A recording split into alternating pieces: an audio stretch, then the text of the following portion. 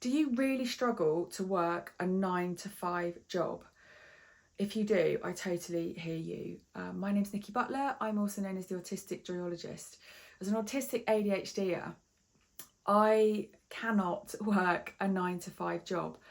I have tried to force myself to do that in the past. I had a very lengthy legal management career where there was an expectation of, if not 9 to 5, certainly working that core 8-hour day. And that's just not how my brain works. And I don't know about you, but I have these huge peaks of hyperfocus and energy where I can achieve a week's worth of work in a few hours. But equally, other times I'm struggling to focus, I'm experiencing overwhelmed, and it's difficult for me to stay on task and prioritise and get my work done. So a 9 to 5 or an 8-hour day is pretty much impossible for me to be hyper-focused.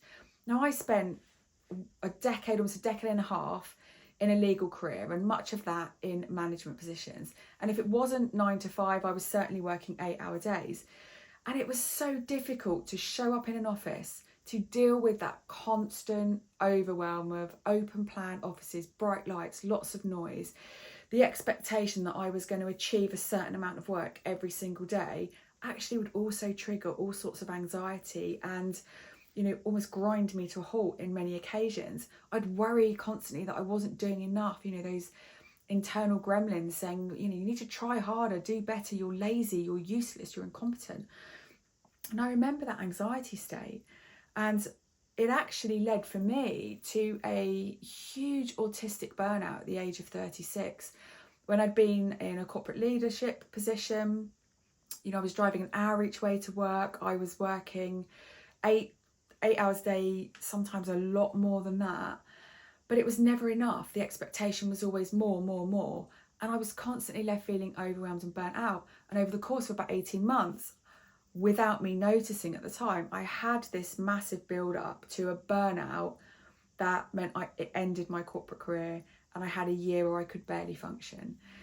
And so even as an entrepreneur, so starting my own businesses back in 2013, 2012, 2013, I still had that belief that I was supposed to work a set number of hours a day, or work, as a business owner, 9 to 5 doesn't exist, but like 8 till 7 or whatever that might have been. I still believed I was supposed to be working consistently and be productive between certain hours, and that was the expectation or the way to achieve a successful business.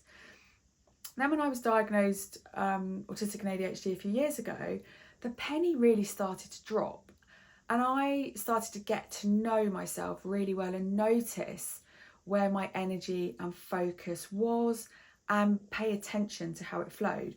So I know that working a 9 to 5 is not the way for me, and I talk about it in other videos, but I very much now work with my energy and my focus on that day. So when I'm working towards big goals for my businesses, I have my yearly goals, my quarterly goals, and then things I want to achieve for a month.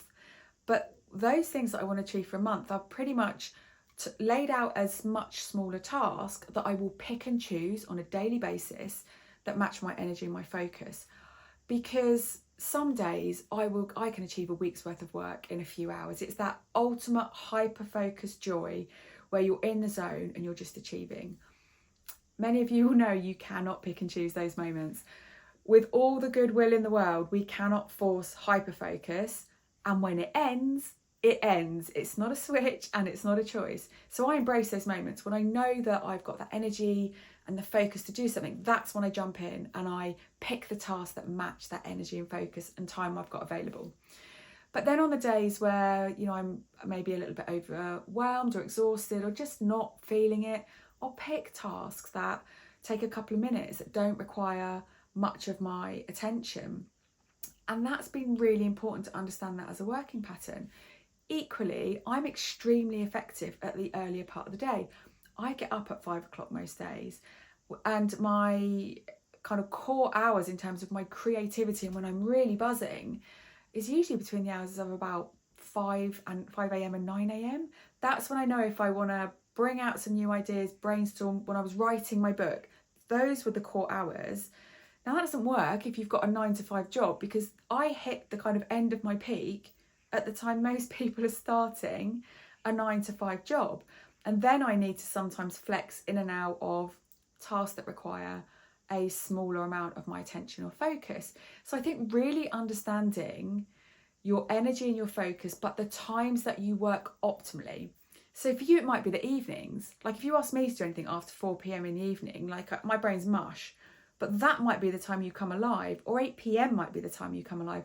Really start to think about, when are you most productive? When are you motivated? When is your energy at its highest?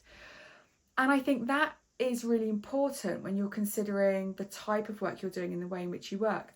And I really appreciate that if you work for another organisation, it can be really difficult to ask for accommodations or work in the way that is optimal to you.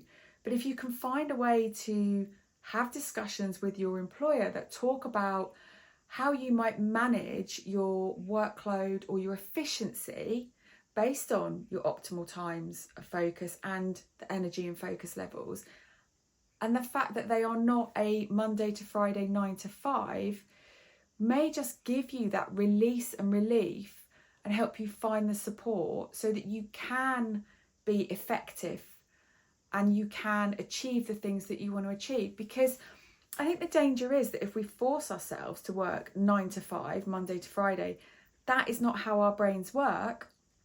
Then you are going to give yourself the feedback that you are lazy, you're useless, you're no good, and that's a dangerous space to be in my opinion, you know, because you are holding yourself up accountable to working standards that just don't work for you and your brain.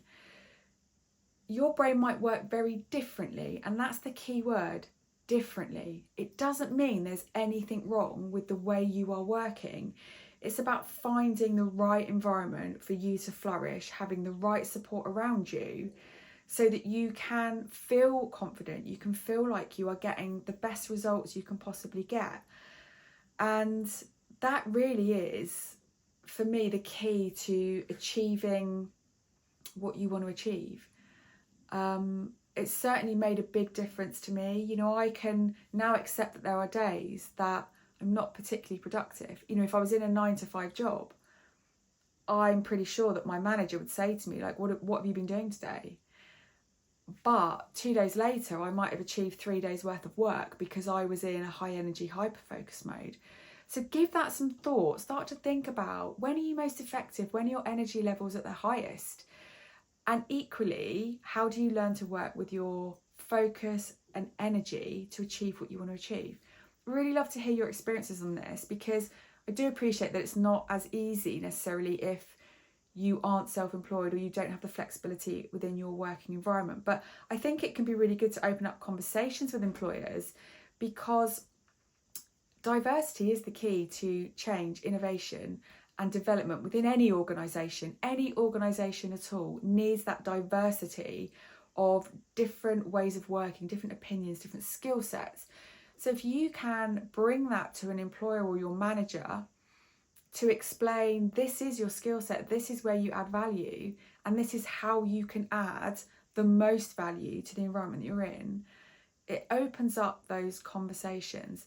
Let me know your thoughts, comments, experiences.